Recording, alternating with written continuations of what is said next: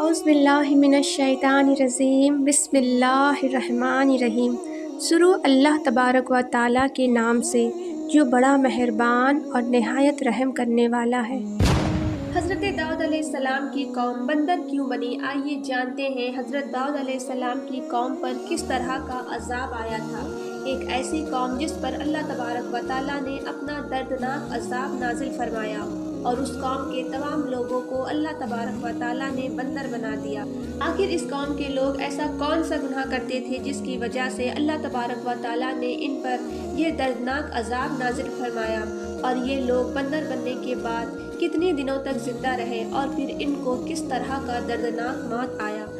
اور جب یہ لوگ بندر بن گئے تو یہ اپنے عجیز و آکار کو دیکھ کر ان سے کیا کہتے تھے، اور کیا آج کے دور میں پائے جانے والے بندر اسی قوم کی نسل میں سے ہے؟ ان تمام سوالوں کے جواب قرآن اور حدیث کی روشنی میں آج کے اس ویڈیو میں ہم آپ کو بتائیں گے، لہٰذا آپ سے گزارش ہے کہ ویڈیو کو اینڈ تک ضرور دیکھیں۔ ویڈیو کو لائک، شیئر اور چینل کو سبسکرائب کرتے ہوئے نوٹیفیکیشن بیل کو ضرور دبائیں تاکہ میرے سبھی آنے والی ویڈیو کی نوٹیفیکیشن آپ کو آسانی سے مل سکے۔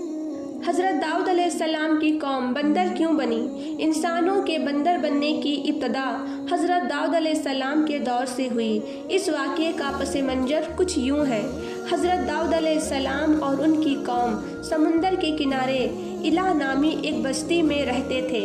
اور ان کی تعداد تقریباً 70,000 تھی، اور یہ قوم بڑی ہی خوشحال تھی اور اللہ تبارک و تعالیٰ کی بہت زیادہ فرما بردار قوم تھی۔ اس قوم کو اللہ تبارک و تعالیٰ نے بے شمار نعمتوں سے نوازا تھا، اور ہر طرف ہرے بھرے باغ تھے اور ہر طرف ہریالی ہی ہریالی تھی، اور اللہ تبارک و تعالیٰ کی بے پناہ کرم نوازی تھی، اور یہ لوگ اپنی اس زندگی سے بہت ہی زیادہ خوش تھے۔ حضرت داؤد علیہ السلام کی قوم چونکہ سمندر کے کنارے رہتی تھی، اور اللہ تبارک و تعالیٰ کا ان پر اس قدر کرم تھا کہ سمندر کے اس کنارے بے شمار مچھلیاں آتی تھی جن کا یہ لوگ کاروبار کرتے تھے اور بہت ہی خوشحالی والی زندگی گزارتے تھے۔ جب یہ قوم اللہ تبارک و تعالیٰ کی مہربانیوں کی وجہ سے خوشحال ہو گئی تو پھر یہ قوم اللہ تبارک و تعالیٰ کی نافرمانیوں کی طرف اتر آئی اور طرح طرح کے گناہوں پر مبتلا ہو گئی، اور پھر اللہ تبارک و تعالیٰ نے ایک دن اس قوم کا امتحان لینے کا ارادہ فرمایا اور حضرت داؤد علیہ السلام کو پیغام بھیجی کہ اپنی قوم سے کہہ دو کہ ہفتے والے دن مچھلیوں کا شکار کرنا بند کر دے۔ اور اس طرح اللہ تبارک و تعالیٰ نے حضرت داؤد علیہ السلام کی قوم پر ہفتے والے دن مچھلیوں کا شکار حرام کر دیا، اور پھر یہاں سے اس قوم کی بربادی شروع ہو گئی۔ حضرت داؤد علیہ السلام نے اپنی قوم کو بتایا کہ اللہ تبارک و تعالیٰ نے ہفتے والے دن مچھلیوں کے شکار کو حرام قرار دے دیا ہے، تو وہ لوگ بہت ہی زیادہ پریشان ہو گئے اور ساری قوم سر جوڑ کر بیٹھ گئی، کیونکہ ہفتے کا دن ہی وہ دن تھا جس میں مچھلیاں بہت ہی زیادہ تعداد میں آتی تھی اور خود بخود کنارے پر آ جاتی تھی، اور باقی دنوں میں بہت ہی کم یعنی کہ نہ ہونے کے برابر ہی مچھلیاں پکڑی جاتی تھی۔ اس قوم کا گزر بسر چونکہ مچھلیوں کے شکار پر تھا، اس وجہ سے اللہ تبارک و تعالیٰ کا یہ حکم سن کر یہ قوم پریشان ہو گئی۔ یہ لوگ اس بات سے بے خبر تھے کہ یہ صرف اللہ تبارک و تعالیٰ کی طرف سے ایک امتحان اور ان کی آزمائش ہے۔ شیطان نے ایک دن ان کے دلوں میں وسوسہ ڈالا کہ سمندر سے نالیاں نکال کر خشکی میں بڑے بڑے حوض بنا لیا جائے۔ جب ہفتے والے دن مچھلیاں آئیں گی تو وہ ان نالیوں میں سے ہوتے ہوئے بڑے بڑے حوضوں میں آ جائیں گی،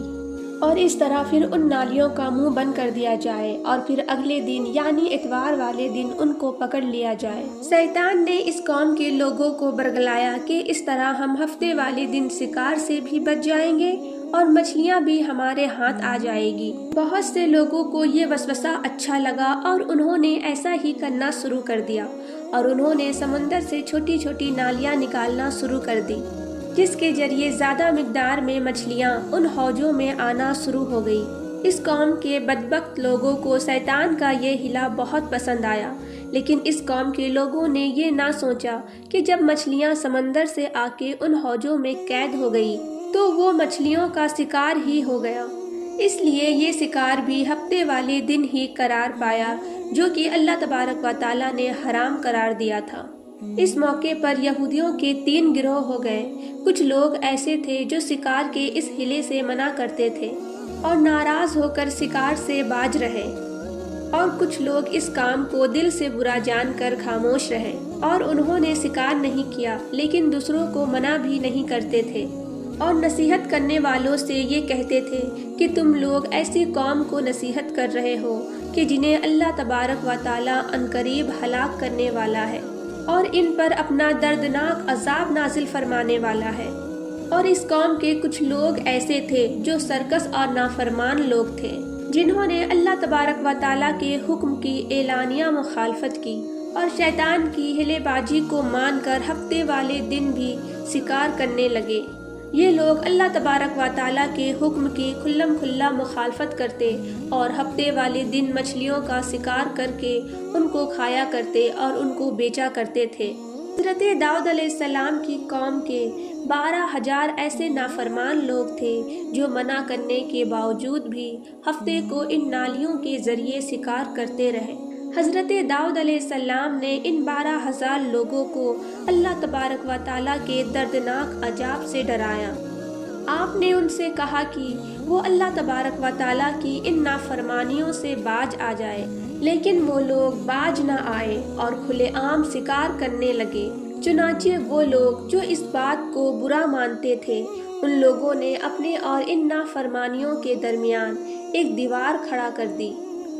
جس کی ایک طرف وہ 12,000 نافرمان لوگ تھے اور دوسری طرف وہ لوگ تھے جو شکار سے باز رہے۔ حضرت داؤد علیہ السلام نے اپنی اس قوم کے نافرمانوں کو بار بار سمجھایا، لیکن یہ لوگ اپنی نافرمانی سے باز نہ آئے اور اسی طرح اللہ تبارک و تعالیٰ کے حکم کی نافرمانی کرتے رہے اور اسی طرح شکار کرتے رہے۔ اور پھر ایک دن حضرت داؤد علیہ السلام نے غصے میں آ کر شکار کرنے والوں پر لعنت فرما دی۔ اس کا اثر یہ ہوا کہ ایک دن خطا کاروں میں سے کوئی بھی اپنے گھر سے باہر نہ نکلا۔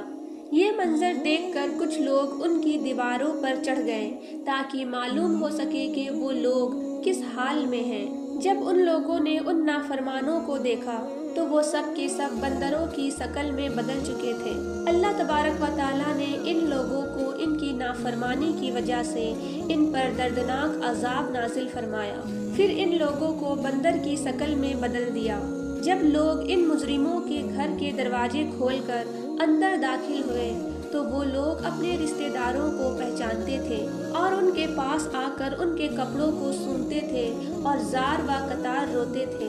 لیکن وہ کچھ بول نہیں سکتے تھے۔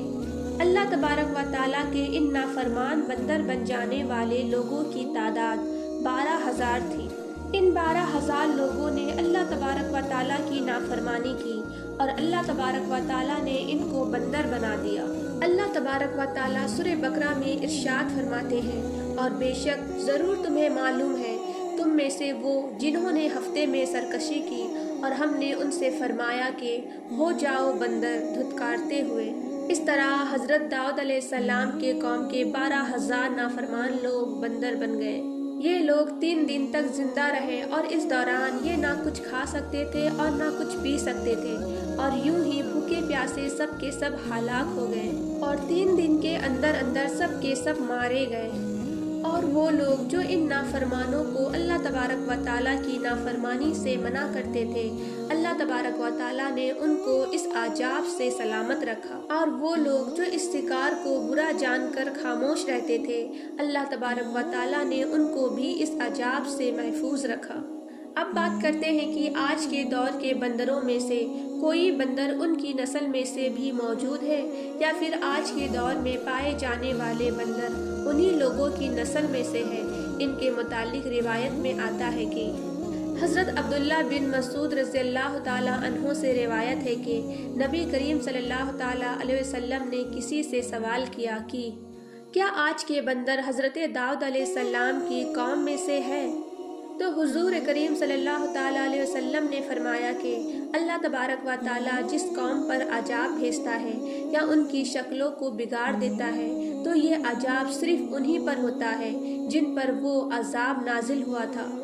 اور اس کے بعد اللہ تبارک و تعالیٰ ان لوگوں کو ہلاک کر دیتا ہے۔ اور ان کی آگے نسلیں نہیں بڑھتی، اس لیے یہ بات غلط ہے کہ آج کے بندروں میں بھی حضرت داؤد علیہ السلام کی قوم کے لوگ شامل ہیں۔ ایسا کچھ بھی نہیں ہے۔ وہ لوگ صرف اور صرف 3 دن زندہ رہے اور پھر سب کے سب ہلاک ہو گئے، اور اللہ تبارک و تعالیٰ نے اس قوم کے نافرمانوں کو صفائی ہستی سے مٹا دیا۔ ویڈیو اچھی لگی ہو تو ویڈیو کو لائک اور چینل کو سبسکرائب کرتے ہوئے نوٹیفیکیشن بیل کو ضرور دبائیں، جس سے میری سبھی آنے والی ویڈیو کی نوٹیفیکیشن آپ کو آسانی سے مل سکے۔